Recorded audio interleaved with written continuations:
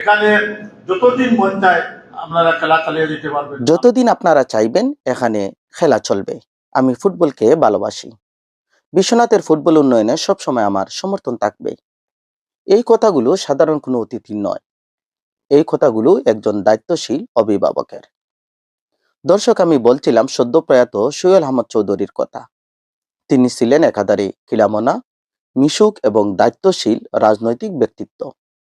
দুইবারের উপজেলা পরিষদের চেয়ারম্যান, জেলা বাস মালিক সমিতির সভাপতি এবং জেলা বিএনপির সহ সভাপতি। নিজের চাষের জমিতে মাঠ তৈরি করে ফুটবল আয়োজনের অন্যতম উদ্যোক্তা তিনি।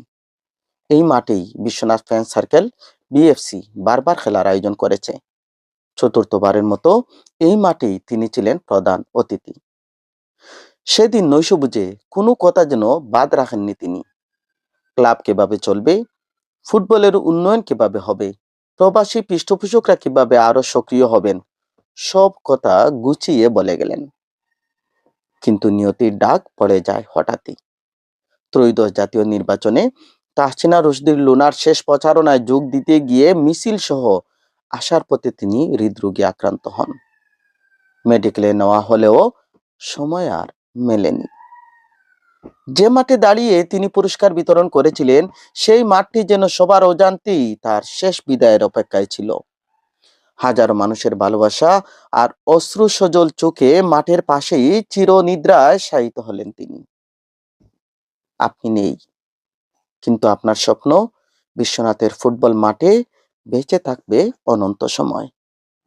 জৌলক জিয়া, ক্রীড়া প্রতিবেদক। আপনারা জানেন এবারে ন্যায় চতুর্থবারের মতো তারা ফ্রেন্ড সার্কেল এবং বিএফসি সুন্দরভাবে তাদের ফাইনাল খেলাটি পরিসমাপ্তি করেছে।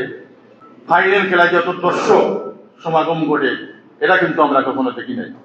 আসলে অনেক দর্শক, 5-10 হাজারের মতো দর্শক কিন্তু তারা খেলা দেখতেই পারে নাই। প্রবাসী ভাইয়েরা এখানে রয়েছেন, আমার আব্দুল গফার এখানে একটি ঘোষণা দিয়েছেন, তাই প্রবাসী যারা রয়েছেন তাদের সাথে যোগাযোগ করে আগামীতে আরো বড় ধরনের তারা ফুটবল টুর্নামেন্ট দিবেন।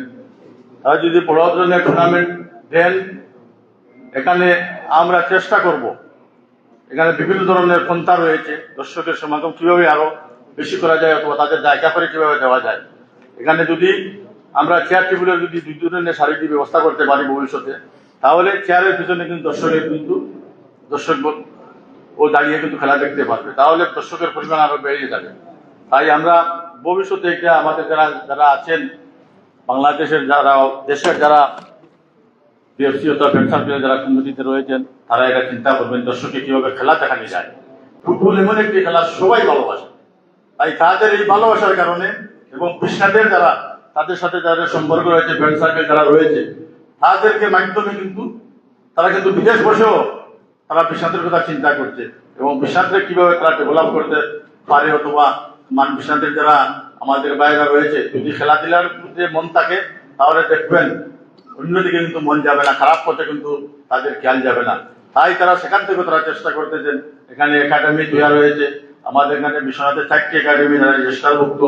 এই একাডেমিতে আমি নিজেই দেখি, আমি ডেইলি একবার হলে বাড়িতে যাই, গাড়ির সময় দেখি সদস্য আমাদের ছোট থেকে 12-13 বছর বয়স থেকে 20-22 বছরের ছেলেরা অথবা আরো বয়সেও তারা এখানে তারা ট্রেনিং দিতে। আমি আশা করি প্রত্যেকটি যারা একাডেমি যারা রয়েছে তারা প্রত্যেকেই তাদের অবস্থান থেকে চেষ্টা করছে তারা কিভাবে আমাদের বিশ্বনাথের ভালো ভালো প্লেয়ার বেরিয়ে যায়।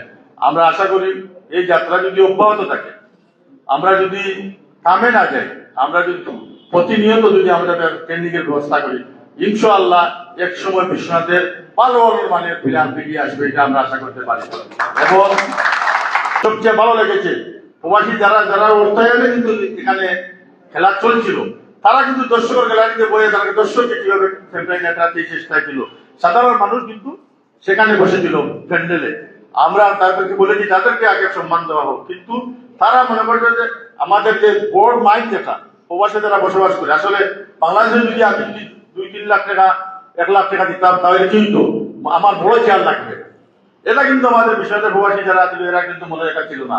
এরা আমি আবারও তাদেরকে আমি প্রবাসী থেকে তার ধন্যবাদ জানাই যে তারা এই সুন্দর যে পরিবেশ এবং যে তাদের যে পাশাপাশি এখানে যতদিন মন চায় আপনারা খেলা চালিয়ে যেতে পারবেন। আমার সব সময় খেলাধুলায়, ফুটবল খেলায় ভালো জিনিসে বিশ্বনাথের যতটি ভালো ভালো দিক আছে, সব দিক ভালো দিক দিয়ে আমার সব সময় সমর্থন থাকে।